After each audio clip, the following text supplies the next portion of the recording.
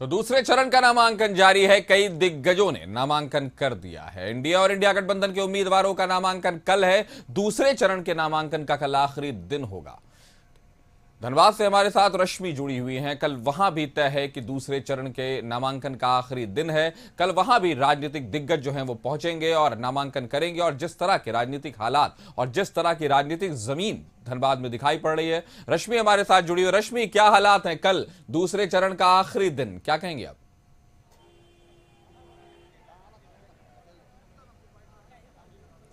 बिल्कुल काशिफ, देखिए दूसरे चरण की जो वोटिंग है वो 20 नवंबर को होनी है और नामांकन की आखिरी तारीख कल है। लेकिन उससे पहले आज कई दिग्गजों ने नामांकन किया है। और चाहे हम झरिया से बात करें तो बीजेपी प्रत्याशी रागिनी सिंह ने नामांकन किया। इसके साथ ही ढुलू महतो के भाई ने भी आज नामांकन किया है और शरद महतो ने नामांकन किया। और बड़ी बात यह है काशिफ कि आज जितने भी प्रत्याशियों ने नामांकन किया है सबका यही कहना है कि हमारी जीत होगी। सभी प्रत्याशियों से हमने बात करने की कोशिश की और उनसे हमने ये जानना चाहा कि अगर आप जीत कर आते हैं तो क्षेत्र के लिए आप क्या कीजिएगा। अभी तुरंत हमने बात की है रोहित यादव से, जो कि निर्दलीय चुनावी मैदान से हैं, बाघमारा से। और देखिए कई ऐसी सीट है इस बार जहां पर मुकाबला त्रिकोणीय है। कई सीट पर मुकाबला टक्कर का होने जा रहा है। लेकिन इसके बावजूद प्रत्याशियों को भरोसा है इस बात का कि उनकी जीत होगी और वे अपनी जीत को लेकर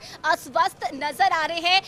उद्योग लगाने की बात प्रत्याशियों ने कही है कि अगर हम जीत कर आते हैं तो हम रोजगार देने का काम करेंगे, बहन बेटियों के सम्मान के लिए हम कदम उठाएंगे। यानी कि विकास की जो धारा है, विकास की जो बहार है वो देखने को मिलेगी। ये सभी प्रत्याशियों ने कहा है। चाहे हम बीजेपी की बात करें, कांग्रेस की बात करें या फिर सपा के प्रत्याशी की, या जो निर्दलीय चुनावी मैदान में है, उनका भी यही कहना है कि हम अगर जीत कर आते हैं तो जनता के हित में हम काम करेंगे। हमारे साथ सहयोगी कुंदन है, उनसे भी हम जान लेते हैं। कुंदन, देखिए आज कई दिग्गजों ने नामांकन किया है। चाहे हम रागिनी सिंह की बात करें, शरद महतो की बात करें, इसके अलावा रोहित यादव ने नामांकन किया। और देखिए सभी ने अपने अपने दावे किए हैं। इसके अलावा कौन से चेहरे थे जो आज देखने को मिले? देखिए, बता दें कि 8 से ज़्यादा नामांकन आज हुआ है। आपको बता दें कि जैसे झरिया विधानसभा से आपको रागिनी सिंह है, उसके बाद ढुलू महतो के भाई शरद महतो हैं बाघमारा से। उसके बाद आपको बता दें कि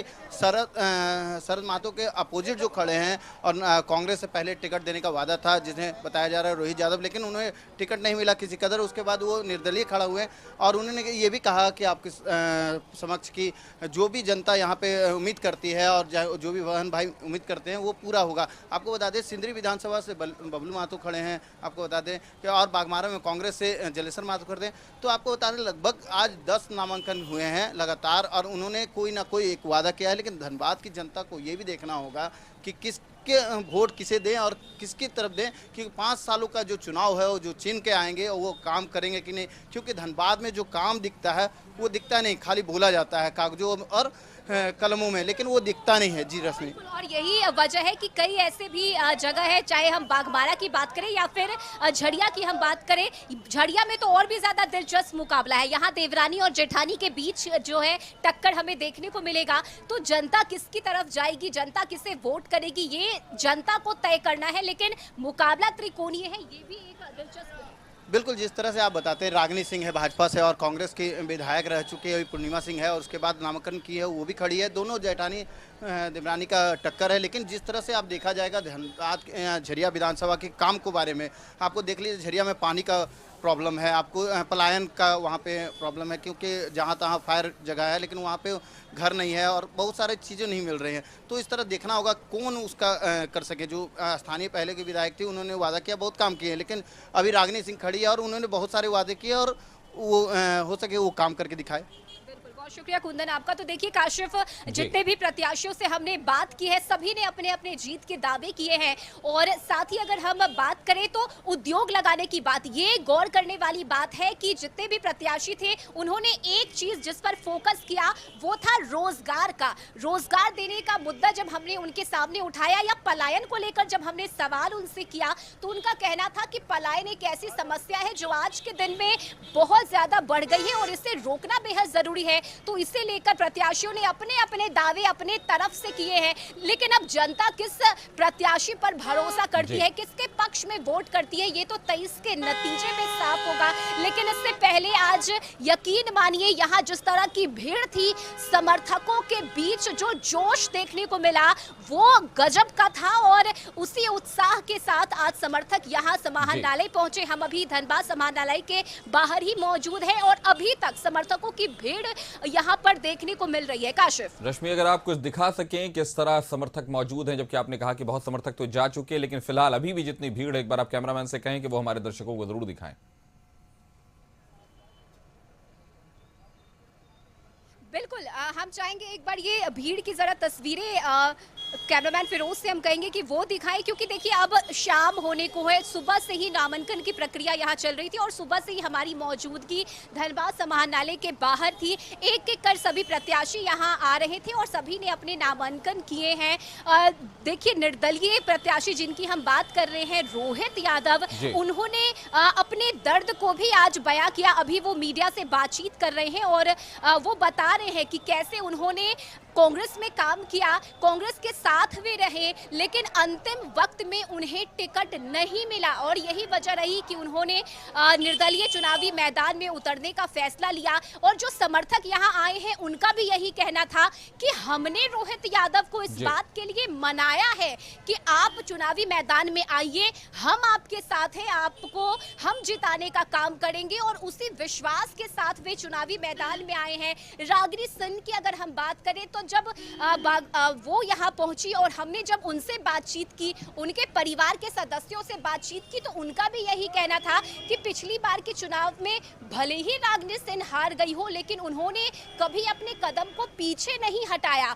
लगातार वो 5 सालों तक जनता के बीच जाती रही, उन्होंने काम किया, जनता के बीच जाकर उनके दर्द को सुना। और यही वजह थी कि आज उनके परिवार, चाहे उनकी सास हो, उनकी ननद हो, सबने यही कहा कि हमारा आशीर्वाद, हमारा प्यार और जनता का विश्वास रागिनी सिंह के साथ है। तो देखिए, सभी प्रत्याशी अपने अपने तौर पर अपने जीत का दावा कर रहे थे और जय श्री राम के नारे भी यहाँ लगाए जा रहे थे। जब ढुल्लू महतो के भाई शरद महतो यहाँ नामांकन के लिए आए, उस वक्त की जो तस्वीरें थी वो हमने आपको दिखाई कि क्या वहाँ पर जो लोग मौजूद हैं, जो समर्थक मौजूद हैं, जो क्या उनसे बात हो सकती है?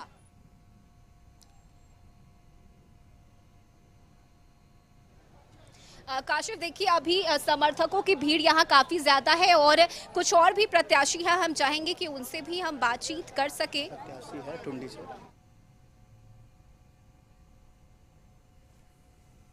करेंगे और ये भी तस्वीरें हम आपको दिखाएंगे। पहले हम अपने कैमरामैन से कहेंगे कि वो तस्वीरें दिखाएं। हाँ सर, नहीं सर, 3 बजे से तो बिठाया हुआ है वो सुनीता।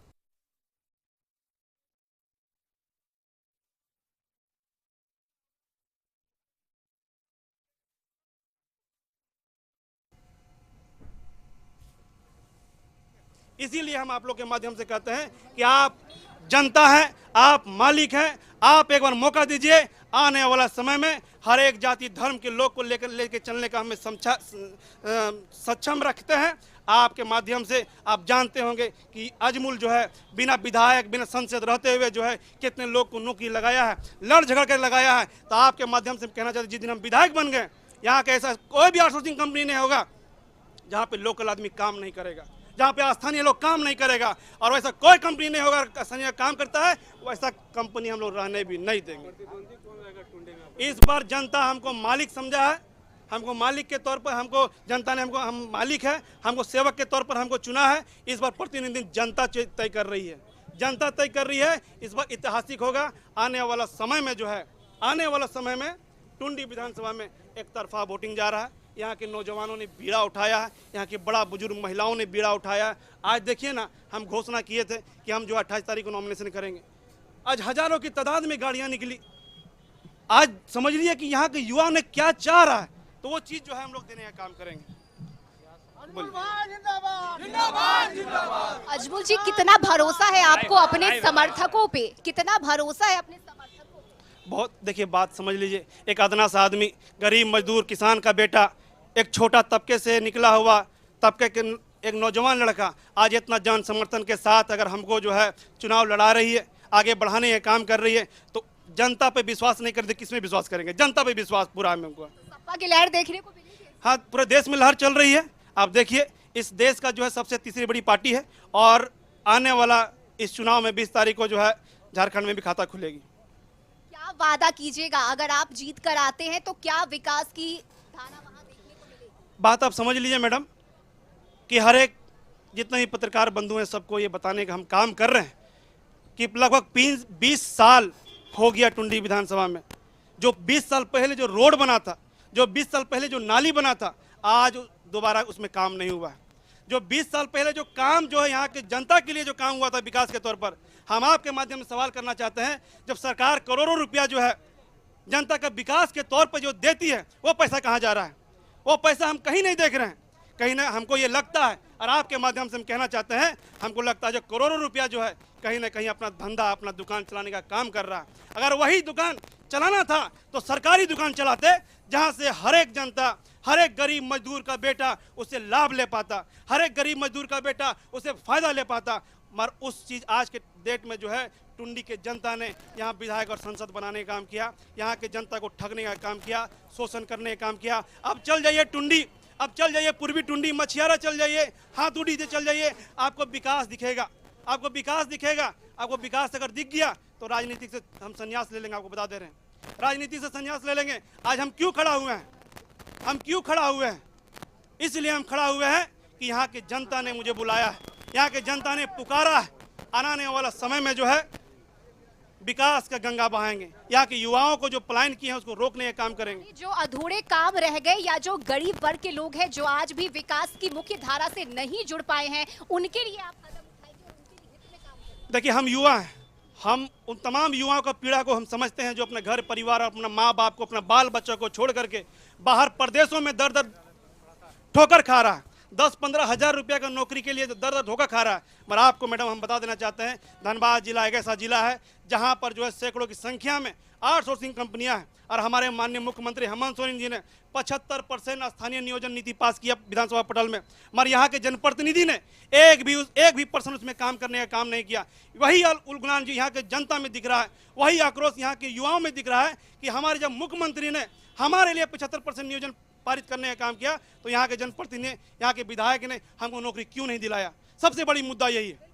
पलायन एक ऐसी समस्या है जिसे लेकर युवा जूझ रहे हैं और आप खुद एक युवा है तो उनके दर्द, उनकी तकलीफ को आप बखूबी समझते हैं। जी जी, बखूबी। अगर हम विधायक बनते हैं और देवता तुल्य जनता अगर हमको एक बार मौका देती है तो इस टुंडी विधानसभा में ऐतिहासिक इस बार कल कारखाना भी लगेगा। आउटसोर्सिंग कंपनियां तो है ही है, मगर कल कारखाना भी हम लगवाएंगे।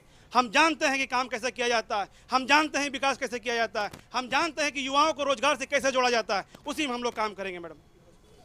धन्यवाद आपका हमसे बातचीत के लिए। तो देखिए काशिफ, यहाँ जिंदाबाद के नारे लगाए जा रहे हैं और जैसा मैंने आपको बताया कि जितने भी प्रत्याशी हैं सभी अपने अपने जीत को लेकर अस्वस्थ हैं और ये एक मुद्दा जो बहुत ही ज्यादा जोर शोर से उठाया जा रहा है वो है बेरोजगारी का, पलायन का। ये एक मुख्य मुद्दा बन चुका है इस बार चुनाव का और इसी मुद्दे के साथ प्रत्याशी आगे बढ़ रहे हैं। उद्योग लगाने की बात कही तो टुंडी विधानसभा सीट से भी मुकाबला इस बार दिलचस्प देखने को मिलेगा। सपा के प्रत्याशी वहां पर हैं और चाहे हम किसी भी सीट की बात करें, धनबाद फिलहाल हॉट सीट में से एक है और यही वजह है कि प्रत्याशियों के अपने अपने दावे और वादे हैं। काशिफ जी रश्मि, जिस तरह से हमने देखा कि जबरदस्त लोग वहां भीड़ लगी थी, उसके बाद फिर सपा के जो कैंडिडेट है वो वहां पहुंचे, उन्होंने अपनी बातें रखी हैं। तो फिलहाल देखा जाए उद्योग लगाने की वादा तो सब कर रहे हैं, लेकिन लगाता कौन है और जीतता कौन है। हमारे साथ जुड़ने के लिए रश्मि आपका शुक्रिया।